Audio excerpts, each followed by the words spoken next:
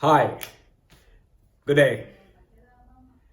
I'm going to talk about lack of empathy and compassion among some ship owners,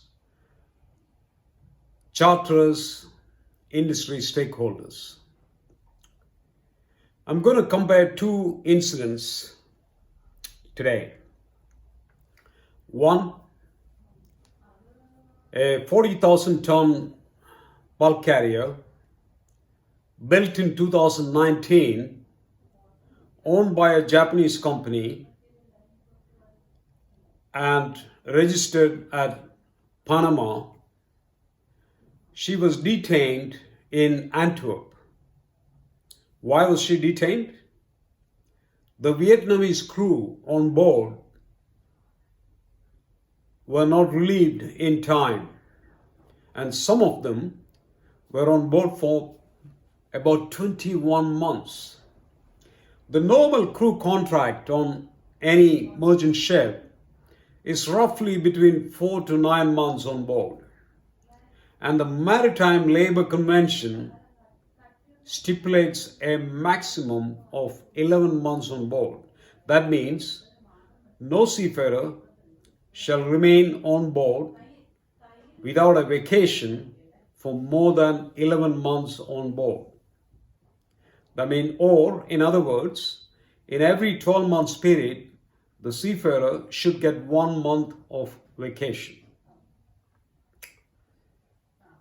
11 months is a hell of a long period to be on board a merchant ship. The vessel's name is Anhui. It's reported in the press that she was detained in Antwerp.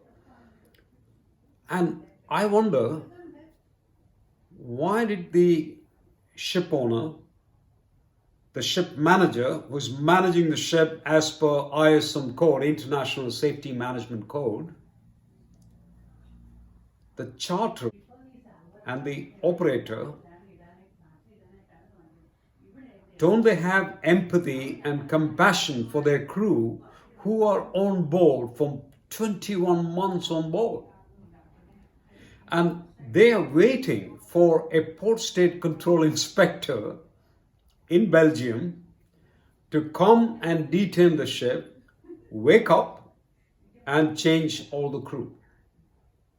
In that press report, it is reported in Splash, it says, now all those crew are in the hotel waiting for the flights. So they're waiting for the port state control to come on board and detain the ship and then take action. This problem is very, very prevailing in the merchant ships. Again, talking about shipping, ships and shipping, because that's where my focus is. I'm sure it is happening in many other industries. An external party to come and find your issues and then fix it. And once the external party comes and finds the issues, points out the issues, the companies and the people are pretty fast in fixing that problem.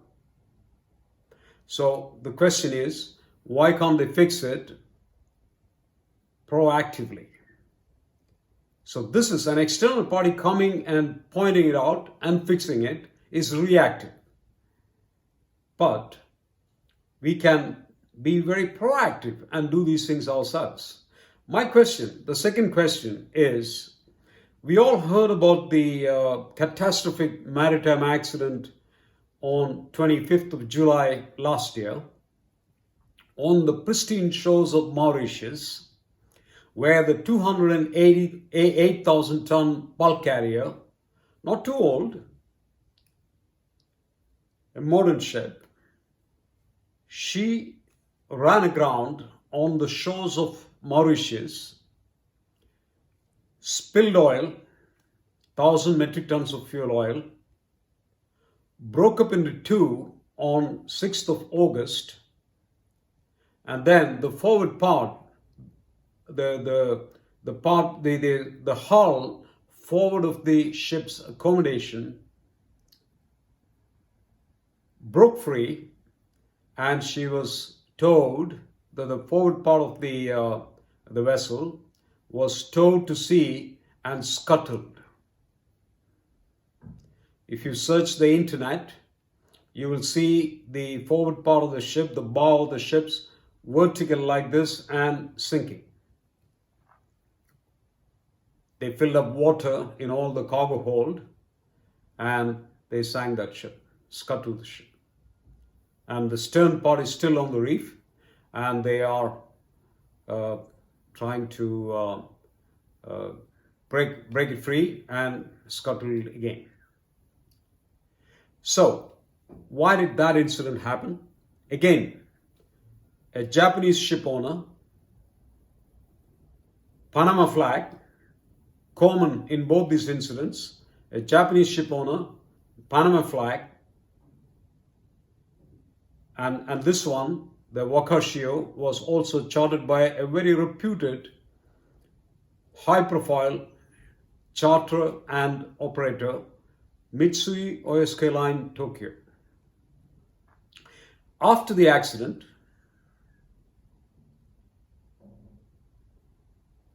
Mitsui OSK Line have published their findings that the crew navigated the ship dangerously close to the Mauritius, that is just 2 miles off Mauritius, and that too on a chart of inadequate size, and then the ship ran aground at 0.9 nautical miles of the Mauritian coast on the reef. There was also one more problem. As per Mitsui OSK Line's report, there was no watchkeeping on the navigation bridge. No doubt that crew was completely complacent. No doubt about it. There's no excuses. Their excuse was that the crew wanted to get in touch with their families and there was no high-speed internet on board. Therefore, the crew was taking repeated shortcuts of navigating very close to the shoreline. Why? To get the local mobile communication network. And then the crew members will call on their mobile phone with the shore network and call their families. Tough times, COVID times, so crew are anxious and they want to connect with their families. So my second question is, ship owners, some ship owners, there are many ship owners who do a very damn good job. They're very empathetic and compassionate about the crew. And they do a lot of things for the crew. I'm not talking about them. But there are some owners, charterers and operators and managers who are running a high-profile investment, a ship, a modern ship, but don't want to provide crew high-speed internet on board for them to communicate with their families. And again, they're waiting to take reactive action, like MOL has published in their report, that they're going to ensure all their ships are going to be fitted with high-speed internet. And they recommend their chartered ships to do the same. And they're also going to make the EGDIS chart available to the ship without the master requiring to order them. Because on this ship, the vessel navigated very close to the coastline, 2 nautical miles to the coastline, on a scale of chart which was inadequate for safe navigation of the vessel. So they are taking a reactive action that they will now make electronic chart available of adequate size without the master needing to order. Fantastic. That's really good. But again, a reactive action. So we always talk about proactive. So we don't need to wait for an accident, but we can be proactive and prevent that accident. And the best thing is learn from other people's mistake, and we can prevent the same mistake happening to us. At least we can do that. And one more thing, 90% of the world trade is carried out on merchant ships. The seafarers on board do such a fantastic service for the humanity, and they carry the cargoes which are most essential for sustaining our life. Forget about the luxury, forget about the welfare. The seafarers are carrying 90% of all goods which are transported around the world, which are very essential to sustain our life.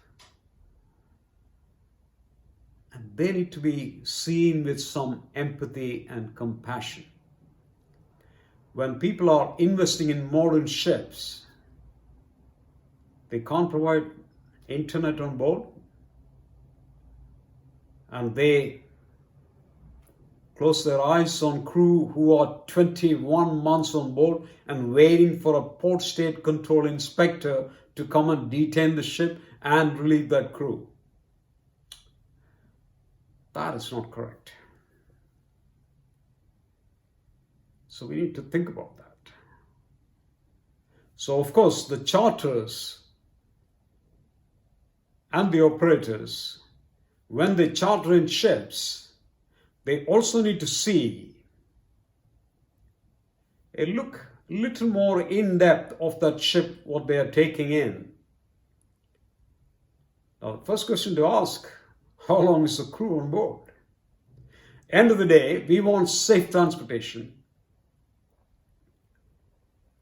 But we can't expect safe transportation from a crew who are 21 months on board and fatigued. Think about it. Thank you.